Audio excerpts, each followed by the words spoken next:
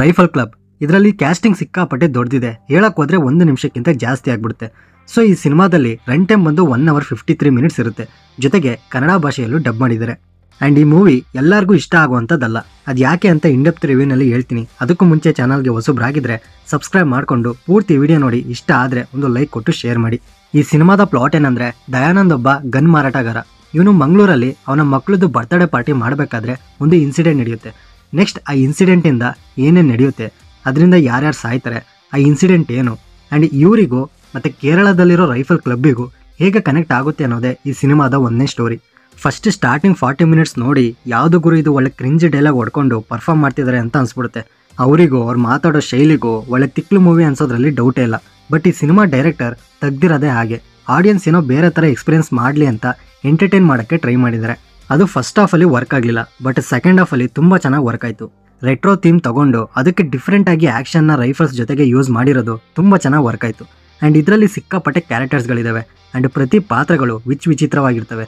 Serious situations create ಆದರೂ ಅದನ್ನ ನೋಡಿ ನಗು ಬರ್ದೇ ಇರೋ ಕ್ರಿಂಜ್ ಡೈಲಾಗ್ಸ್ನ ಜನರೇಟ್ ಮಾಡ್ತಾರೆ. ಯಾವುದಪ್ಪ ಇದು ಹಿಂಗಿದೆ ಅಂತ ಅಂದ್ಕೊಂಡು ನಮಗೆ ನಗು ಬರುತ್ತೆ ಹೊರತು ಆ ಕ್ರಿಂಜ್ ಡೈಲಾಗ್ ಕೇಳ್ದಾಗ ಬರಲ್ಲ. ಇನ್ನು ಎಂಗೇಜ್ ಮಾಡಿಸೋ ಫ್ಯಾಕ್ಟರ್ಸ್ಗಳು ಫಸ್ಟ್ ಹಾಫಲ್ಲಿ ಎಲ್ಲೂ ಕಾಣಿಸಲ್ಲ. ಏನಿದ್ರು ಸೆಕೆಂಡ್ ಹಾಫಲ್ಲಿ ಅದು ಆ್ಯಕ್ಷನ್ ಸೀಕ್ವೆನ್ಸಸ್ಗಳು ಮಾತ್ರ. ಅದನ್ನು ಬಿಟ್ಟರೆ ರೆಸ್ಟ್ ಆಫ್ ದ ಪ್ರೊಸೀಡಿಂಗ್ಸ್ಗಳು ಎಂಗೇಜ್ ಮಾಡಿಸಲ್ಲ. ಒಂದೊಂದು ಕಡೆ ಬೋರ್ ಆ್ಯಂಡ್ ಲ್ಯಾಕ್ ಕೂಡ ಆಗುತ್ತೆ, ಎಸ್ಪೆಷಲಿ ಫಸ್ಟ್ ಹಾಫಲ್ಲಿ ಸಾಂಗ್ಸ್ ಬಂದಾಗ. ನೆಕ್ಸ್ಟ್ ಫನ್ ಎಲ್ಲೋ ರೇರ್ ಆಗಿ ವರ್ಕ್ ಆಗುತ್ತೆ. ಅದನ್ನು ಬಿಟ್ಟರೆ ನಗ್ಸೋಕ್ಕೆ ಟ್ರೈ ಮಾಡ್ತಾರೆ ಡಿಫ್ರೆಂಟ್ ಆಗಿ, ಬಟ್ ಅದು ಒಂದೊಂದು ಕಡೆ ವರ್ಕ್ ಆಗಲ್ಲ. ಈ ಫಸ್ಟ್ ಹಾಫ್ ಅಂತ ಏನು ಮಜಾ ಕೊಡಲ್ಲ. ಬಟ್ ಬೀರ ಮಂಗಳೂರಿಂದ ಕೇರಳಗೆ ಬಂದಾದಮೇಲೆ ಫಿಲಮ್ ಬೇರೆ ರೀತಿನೇ ಟರ್ನ್ ಆಗುತ್ತೆ.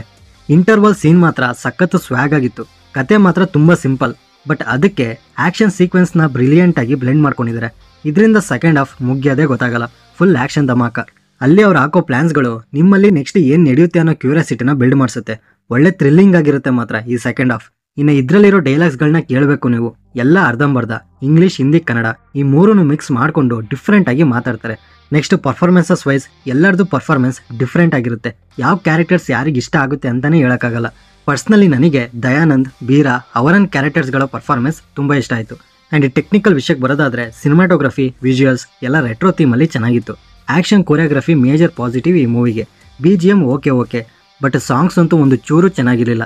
ಸೊ ಓವರಾಲ್ ಒಂದು ಡಿಫ್ರೆಂಟ್ ಎಕ್ಸ್ಪೀರಿಯನ್ಸ್ ಮಾಡಬೇಕು ಅಂದ್ಕೊಂಡಿದ್ರೆ ಇದು ಒಂದು ಡಿಫ್ರೆಂಟ್ ಸ್ವ್ಯಾಗ್ ಇರುವಂಥ ಮೂವಿ. ಆ್ಯಂಡ್ ಇನ್ನೊಂದೇನೆಂದರೆ ಇದು ಫ್ಯಾಮಿಲಿ ಆಡಿಯನ್ಸ್ಗೆ ಇಷ್ಟ ಆಗೋದು ಡೌಟೇ. ಏನಿದ್ರು gangster movies and action movie ಇಷ್ಟಪಡೋರಿಗೆ ಆ್ಯಂಡ್ ಕಾಲೇಜ್ ಸ್ಟೂಡೆಂಟ್ಸ್ಗೆ ಈ ಮೂವಿ ಒಳ್ಳೆ ಎಂಟರ್ಟೈನ್ ಅಂತೂ ಮಾಡುತ್ತೆ. ಇನ್ನು ಇದರಲ್ಲಿ ಅಡಲ್ಟ್ ಕಂಟೆಂಟ್ ಇಲ್ಲ ಅಂದರೂ ಡಬಲ್ ಮೀನಿಂಗ್ ಡೈಲಾಗ್ಸ್ಗಳು ತುಂಬ ಇರ್ತವೆ. ಆ್ಯಂಡ್ ಈ ಮೂವಿ ನಿಮಗೆ ನೆಟ್ಫ್ಲಿಕ್ಸ್ನಲ್ಲಿ ಕನ್ನಡ ಭಾಷೆಯಲ್ಲೇ ಸಿಗುತ್ತೆ. ಇದಕ್ಕೆ ನಾನು ಕೊಡೋ ರೇಟಿಂಗ್ 10ಗೆ 7.